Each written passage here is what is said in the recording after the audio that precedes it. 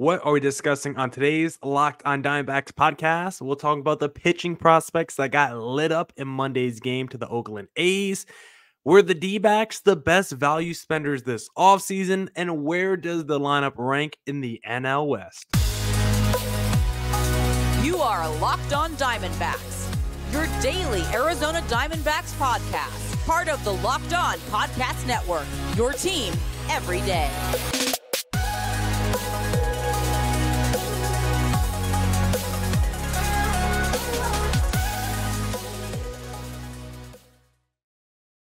Welcome into the Locked on Diamondbacks podcast, part of the Locked on Podcast Network, your team every day. You're listening to who? Always charismatic host of this podcast, Millard Thomas. I'm a multimedia journalist and I'm a graphic designer, so please go check out my website, millardthomas24.myportfolio.com. On there you can see all my latest work, from my packages to my articles to my photos and my graphic design. Thank you for making Locked on Diamondbacks your first listen every day. I would not be able to do this podcast without you, my loyal listeners, sharing, subscribing, reviewing, doing all that so I could do this podcast for you. Thank you. It's free and available on all platforms, so please continue to tell your friends. One of those platforms is YouTube, so please hit subscribe to Locked on Diamondbacks on YouTube. We are slowly approaching 1,000 subscribers.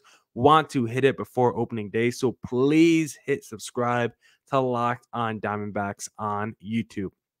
Now, for today's show, we're going to be talking about where the D-backs lineup ranks in the NL West. Were the D-backs the best value spenders this offseason? And we'll talk about the pitching prospects that got lit up in Monday's game. Before we jump into today's pod, I want to tell you that today's episode is brought to you by FanDuel. Make every moment more. New customers, join today and you'll get $150 in bonus bets if your first bet of $5 or more wins. Visit FanDuel.com/lockedon to get started. Now let's jump into the podcast and let's talk about Monday's spring training game, because there were two really interesting pitching prospects that we got to see in Monday's game. Blake Walston, Min-Lin, two guys that were invited to camp, two guys that we have been itching to see on the big league level, because Blake Walston has been flirting around that top 10 to top 15-ish prospect ranking in the D-backs organization. He's someone that's always been right there with the Ryan Nelsons and the Dre Jamesons in terms of the prospect rankings. And then in terms of who's ready to get called up, he's always right there with the Dre's and the Ryan Nelsons, but those guys have been called up. Blake Walston still waiting for his opportunity. And then Min-Lin, really, really young and raw, but someone that is coming off a really strong minor league season and someone that seems like has a lot of fanfare surrounding him. It feels like Min-Lin already has a little bit of a cult following. So Blake Walston, Min-Lin, two guys that D-backs fans were really excited to see this spring training. And we got to see both of them in Monday's game. And unfortunately, they did not look good, because the pitching for the D-backs against the Oakland A's of all team was a disaster. Now, if you want a silver lining, the Oakland A's, the players that they throw out there are probably their actual, it's probably the A's actual lineup, the actual rotation, the actual bullpen. I don't know how deep that organization is in talent. I think a lot of the guys you see this spring training for the A's are going to be their everydayers in the regular season. So a little silver lining for you D-backs fans out there. But Blake Walston started this game against the A's, and from the jump, it just wasn't good. Walked the leadoff batter of the game on 4 pitches. So that was kind of the omen for this game. When you see a leadoff walk on 4 pitches, you're like, okay, this might be a shaky performance. And it was. It was able to get out of the first inning, but the second inning, a lot of issues for Walston. He gave up a hit. He gave up a walk. He hit a batter to load the bases. And then he almost got out of the inning. And then he gave up a rope down the line for 2 hits.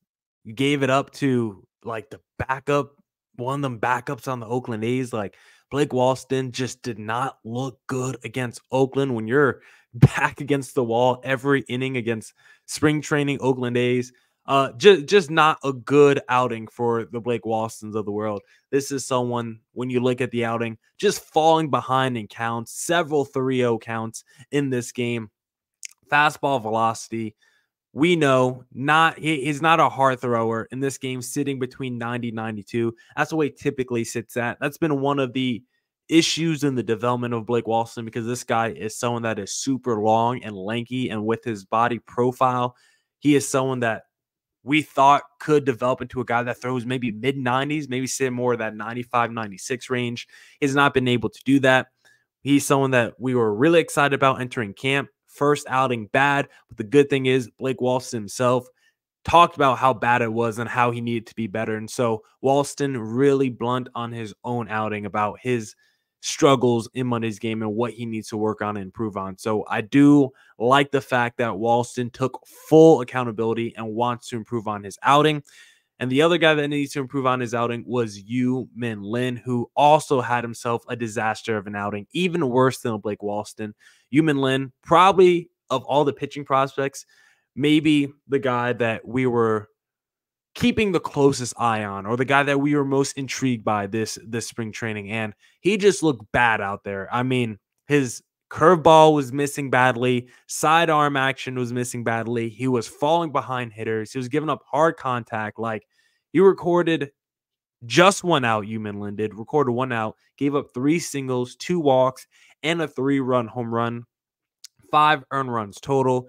It was just a bad day for Min-Lin. If you want a positive though, a silver lining for Lin, fastball sat 92 to 94, which is more than what it's been projected at. So the velocity a little bit harder right now for Min-Lin. So there is steps in his game that he has been developing and improving. So you do like to see the improved velocity. But for the first outing from both Lin and Walston, stock is down for both of them, definitely. But they both took it on the chin. They both took accountability. And I want to see how they bounce back after a rough outing in this one. But it wasn't all bad for the D-backs in this game. We did get to see some offense by the D-backs because Jordan Lawler, battling for backup shortstop, D-backs '1 prospect, crushed a home run to left field. Christian Robinson used to be the D-backs top prospect for multiple years. Didn't play 2020, 2021, 2022, right? Missed 3 minor league seasons. Came back last year, put up a really good stat line in AA. In today's game, 3-run home run for Christian Robinson. Again, he, among pitching prospects, like it's like Lawler, Blaze Alexander, Jorge Barosa, and Christian Robinson as like my core 4 of guys that I'm keeping an eye on this camp.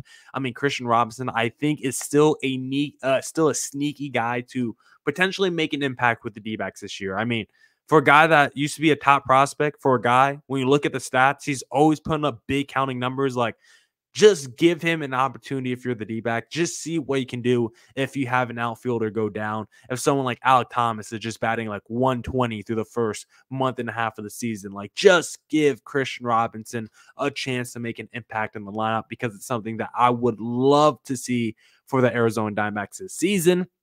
And then Manny Rivera, 2 big hits, almost hit a home run. Manny also someone battling for his job, like we talked about on yesterday's podcast. Do the D-backs want 2 backup infielders or just 1 backup infielder and 6 outfielders? If the D-backs want 2 backup infielders and Manny Rivera plus a Jordan Lawler or a Blaze Alexander seems to be, the locked in preferred situation if you're going with 2 backup infielders. But if you only go with 1 backup infielder and carry 6 outfielders, then Manny Rivera really has to do a lot to win one of the backup infield jobs over or Jordan Lawler or someone like that. But I do think the fact that Manny Rivera plays third base and could potentially play first as well helps a lot. D-backs don't really have a lot of backup first base options. I don't really think they want to continue with the Pavin Smith experiment. We love Pavin Smith, but I don't think the D-backs want to continue with that experiment. So I think they would probably rather go with Manny as your backup third baseman primarily, and occasionally spell for Christian Walker at first instead of carrying both a Manny and a Pavin as your backup infielders. Go with like a Manny and a Jordan Lawler as your 2 backup infielders, and then you seem set if you're the Arizona Diamondbacks. So coming from Monday's game, Walston, Min-Lin, stocks down, but some of the position players, Manny, Christian Robinson, Jordan Lawler, all their stocks are up. Now we'll talk about the D-backs being potentially the best value spenders from this past offseason. But before we get into that conversation, if you think the D-backs have a chance of going to the 2024 World Series, then why not place a little futures bet down on FanDuel Sportsbook? Because get buckets with your first bet on FanDuel, America's #1 sportsbook. Right now, new customers get $150 in bonus bets with any winning $5 bet. That's $150 if your bet wins. Bet on all your favorite NBA players and teams with quick bets, live same game parlays, exclusive props, and more. Now that baseball season is back in full swing, I'm back on my BS with some same game parlays, D-backs edition. Give me that no run first inning. Give me Corbin Carroll over on total bases, and give me that Christian Walker RBI. That gets me to plus 200. I'm feeling like a king. And if you want to feel like a king or a queen, just visit fanduel.com/lockedon and shoot your shot. FanDuel, official sportsbook partner of the NBA. All right. Let's get back to the Locked On Diamondbacks podcast. And let's discuss if the D-backs were the best value spenders this offseason.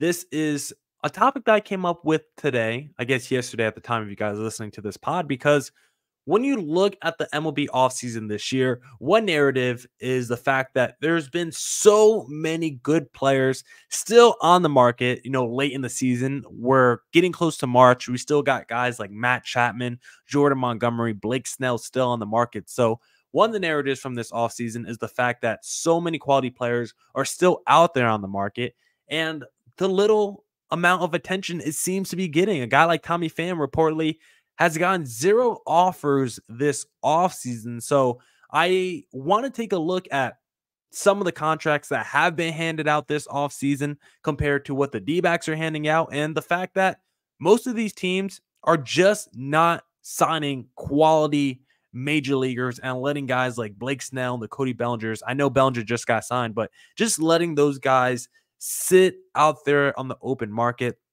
and why the D-backs have been such good value spenders this offseason as compared to the rest who are either spending too much money or not enough money this offseason, and how the D-backs are showing you how to do it the right way. Because I think the D-backs right now are kind of like a version of when you go on TLC, one of those channels that show like, my extreme addiction. Like the D-backs are like extreme couponers right now. Like they're going out there, they're spending money, but they're making sure to stack as many coupons and deals and discounts as possible before going to the register. Because I think when you look at the D-backs offseason, they did a great job of filling and hitting all their holes and adding quality players to fill those holes without breaking the bank.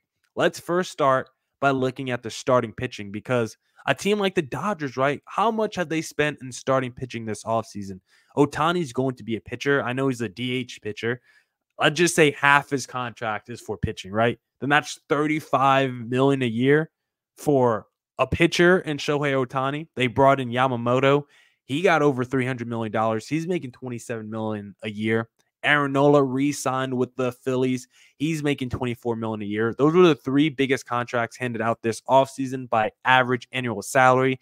Erod actually got the 4th biggest, Erod got the 5th biggest deal. Sonny Gray also got $25 million a year. But when I look at those deals compared to Erod, like, yeah, Yamamoto definitely better. Aaron Nola definitely better than an Erod. But considering a guy like Sonny Gray is getting $25 million, a guy like Ohtani's getting all that money, like Erod at $20 million, I think feels like a fine value compared to Aaron Nola, compared to a Sonny Gray. And really, it's Erod compared to the guys behind him, because I think 24 for Aaron Nola compared to 20 for Erod is not that big of a discrepancy. Sonny Gray, 25 feels a little rich, but it's really the guys behind Erod that makes me feel so good about Erod's value, because Giolito to the Red Sox, 19.2. Erod has been way better than Giolito the last couple of seasons. Stroman at 18.5. Frankie Montes at 16. Like, Seth Lugo is 15 million. Erod is 20 million. Like, I think the 5 million gap between Sonny Gray and Erod is not insane. And I think those guys are close enough in talent where it makes sense. But a guy like Seth Lugo making $5 million less than Erod, like at that point, just pay $5 million more. Then you can have an all-star level pitcher like Eduardo Rodriguez. Like $15 million to Seth Lugo, I don't think moves the needle. But you pay a few million more, you could bring in a guy like Erod. I definitely think a move like that can move a needle for a franchise. So I think paying a guy like Sonny Gray $25 million might be a little rich compared to an Erod, but I don't think it's like insane. But I think paying a guy like Seth Lugo or Frankie Montes $5 million less than Eduardo Rodriguez is kind of crazy because those guys don't move the needle like a Erod. And so I don't understand why you wouldn't spend a little bit more to get a pitcher in a way different tier. And the same with the other positions that the D-backs handled, like Jung-Ho Lee to the San Francisco Giants, $18 million a year. Like that's kind of a lot. Teoscar Hernandez, only a 1-year deal, but $23.5 million. Like the D-backs signed 3 outfielders this offseason: Lloyd Gurriel, Jock Peterson, Randall Grichuk. If you combine all their salaries, their average annual value for this upcoming season, $9 million. So basically, the D-backs are paying 3 outfielders on average that they signed this offseason, this less than what Kevin Kiermaier just got from the Blue Jays, $10.5 million. Harrison Bader, $10.5 million. Like the D-backs on average are paying 3 outfielders less than the Kiermaiers and the Baders of the world, who were all free agents this year. Like the D-backs cleaned up this free agent class when you compare to what other people were spending on these free agents. I think the Jorge Soler contract is fine. $14 million a year, the same as Lourdes Gurriel. I think that's fine. $18 million for Jung-Ho Lee feels a little rich before we see what kind of player he is. Teoscar got overpaid, but I think it's okay on a 1-year deal. It's more like the fact that a guy like Bader and Kiermaier were getting way more than a Grichuk. I know Jock Peterson got 12.5, so technically his deal was more than Bader's and Kiermaier's. But if you just average out Gurriel, Jock Peterson, and Grichuk, the average of those 3 is $9 million. Like I'd rather have the 3 of those at $9 million a year than Kiermaier or Bader at 10.5. Like there were just so many good value players on the open market that I think other teams were just overlooking, or sometimes they would go for these complimentary pieces and like overpay for them. And I just don't understand why these teams did that. When you look at the third base market, like Eugenio Suarez, he's making like let me look up again what Eugenio Suarez. He's getting $11 million this upcoming season. Candelario, he got $15 million. Justin Turner, he got $13 million this year. So Suarez, compared to the free agent market, would have been the third highest paid player, probably fourth once that Matt Chapman number comes in. And among all third basemen, Suarez 14th among third basemen in terms of average annual value. So D-backs did a really good job of cleaning up this offseason. Suarez can definitely be better than a Turner or Candelario this upcoming season. He's making less than them. Jock Peterson, Gurriel, Grichuk, I think are going to be better than the Baders and the Kiermaiers of the world. Soler, I think, would be good. But the D-backs got 3 outfielders on the free agent market this year, and they're some of the best talents on the open market this year. Like, why did no one else sign a Randall Grichuk or Jock Peterson? I think they're better than some of these other players that got picked up for similar deals. Erod, $20 million. I'd rather have Erod at that number than Frankie Montes at 16 or Marcus Stroman at 18.5. So it's like when I look at the D-backs and what they spent this offseason compared to what other teams were spending, I think the D-backs got the most bang for their buck. I don't think they overspent on Erod. I don't think they overspent on any of their outfielders. I definitely don't think they overspent on Suarez. Some of these teams were overpaying not very good players or just letting very good players just sit there on the open market, and then the D-backs just swoop them up for way below market value. So good job by Mike Hazen and this front office to be great value spenders this free agency. Now we'll talk about where the D-backs lineup ranks in the NL West. But first, I want to talk to you guys about eBay Motors, because passion, drive, and patience, what brings home the winning trophy, is also what keeps your ride or die alive. eBay Motors has everything you need to maintain your vehicle and level it up to peak performance. From superchargers, roof racks, exhaust kits, LED headlights, and more, whether you're into speed, power, or style, eBay Motors has got you covered. With over 122 million parts for your number one ride or die, you'll always find exactly what you're looking for. And with eBay Guaranteed Fit, your part is guaranteed to fit your ride every time or your money back. Because with eBay Motors, you're burning rubber, not cash. With all the parts you need at the prices you want, it's easy to turn your car into the MVP and bring home that win. Keep your ride or die alive at ebaymotors.com. Eligible items only. Exclusions apply. eBay Guaranteed Fit only available to U.S. customers. All right. Let's get back into the Locked On Diamondbacks podcast. Let's discuss where the D-backs lineup ranks in the NL West. We did this conversation on a pod last week, I believe, talking about the D-backs rotation and where it ranks in the NL West. Well, now let's look at the lineup and how you would power rank it among the division foes.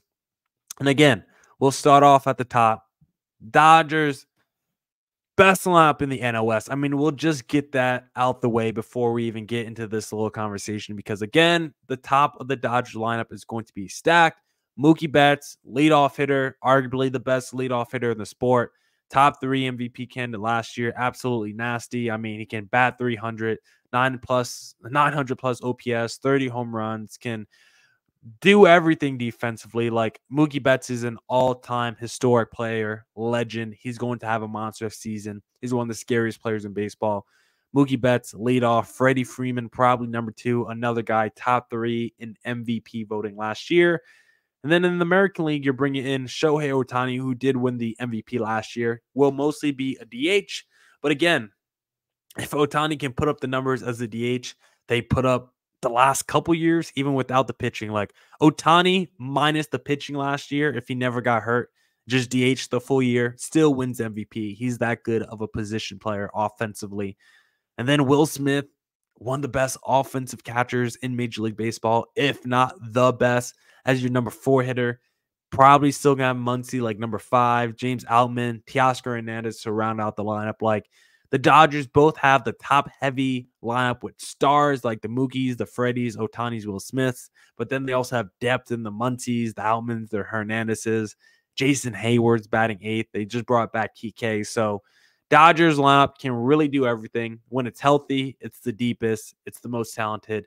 Dodgers lineup is the best. But now this is really where we have a conversation. I think the D-backs conversation for where they rank in the NL West, I think it starts at number 2. I'm fine putting the Dodgers number 1. I think it starts at number 2. So when comparing the D-backs to the rest of this division, I think the team that challenges the D-backs the most is the San Diego Padres for who has the second best lineup. Because when we look at that Padres lineup, they're still top heavy as crap, right? Like, you still got Fernando Tatis Jr., who I think when fully healthy would be the best player on the D-backs. I would take Tatis over Corbin Carroll for a full season.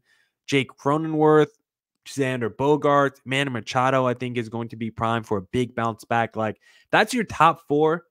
That's probably arguably better than a top 4. That's arguably a better top 4 than what the D-backs are throwing out. Like, D-backs top 4 is probably going to be like Corbin Carroll, Ketel Marte, Jock Peterson, and like Christian Walker. Like, so maybe Jock Peterson gets switched out for somebody else, but that's definitely 3 of the 4. Is that better than Tatis, Cronenworth, Bogaerts, Machado? I think it's a conversation. I think it probably depends on the bounce back of both Machado and Xander Bogaerts. I mean, if you get peak Machado and Bogaerts, then I think it's not. If you get last year's Machado and Bogaerts, then I think the D-backs have a better top 4. So it really just depends on which version of the Padres we're going to get this year. If we get a little bit closer to their peak in the Machados and the Bogaerts and the Tatises of the world, then maybe this Padres lineup is better. But because of the depth, despite this Padres lineup being top heavy, I just don't see the depth behind those stars for me to put this Padres lineup ahead of the D-backs. I like Ha-Seong Kim. He was really good last year, but is he a game changer offensively? Not really. Luis Campusano, Profar, Azokar, like, the pieces and the depth behind your top four in the Padres lineup isn't that strong. So even though I might think the 1 through 4 for the Padres could be better, the 5 through 9, I think, clearly goes to the D-backs, with the 1 through 4 being a toss-up. D-backs, I think, definitely have a better lineup than the Padres. So I would put D-backs lineup 2. I would put Padres lineup number 3. And then, to be honest, who's number 4 in the NL West in terms of lineups? I think it's a real conversation between the Giants and the Colorado Rockies. Maybe you think that's a crazy statement, but you look at that Giants lineup. I know that they brought in Jorge Soler. I think that was a big addition for that lineup, but is Soler now their best player? Unless it's Jung Ho Lee. Like, if your two best players are either Jung Ho Lee or Jorge Soler, like, I just don't know how good of a team you're going to be. You got a bunch of solid complementary pieces like Tyro Estrada. You got Lamont Wade, Michael Conforto. Like, there's interesting pieces, but I just don't see the ceiling there with the Giants lineup. And I'm not saying the Rockies lineup is going to have a great ceiling either. I know playing in Coors Field helps, but when I actually look at the names on paper, do I actually think this Rockies lineup might be more talented than the Giants lineup? I kind of think it has a potential. Like, Chris Bryant, could he match where Jorge Soler does? I definitely do. I definitely think he can. Nolan Jones, I think, could be the best player from either team. I think Nolan Jones could be in for a monster season. Tovar, I think, is solid. Charlie Blackmon has always been good. Obviously, he's old. Ryan McMahon, I think, is solid. Brendan Rodgers is okay. Like, Elias Diaz is okay, too. Like, there's actually some dudes in this Rockies lineup where I'm like, I actually don't hate their depth. I kind of like the Rockies lineup. For me, the Rockies pitching is awful, but I actually think they will score runs this year. When compared to the Giants lineup, actually on paper, don't even care about where they're playing. Just on paper, who do I like better in terms of name value? I might take a Rockies over the San Francisco Giants. And then you throw in the fact that one of the lineups plays in Coors Field. My hot take for this year, Giants will be the worst offense in the NL West. I will have the Rockies over the Giants. And the Rockies usually do have a good offense because of Coors Field. But in terms of production, maybe even if you just look at the road stats, I would still take the Rockies over the Giants. I think the Giants have the worst lineup in the NL West. So if I had a power rank NL West lineups, it will go Dodgers, D-backs, Padres, Rockies, and then Giants to round it out. That's it for this edition of the Locked On Diamondbacks podcast. Come back tomorrow for more Diamondbacks news, coverage, and insight. Thank you for making Locked On Diamondbacks your first listen every day. And as always, stay safe, stay healthy. Doses.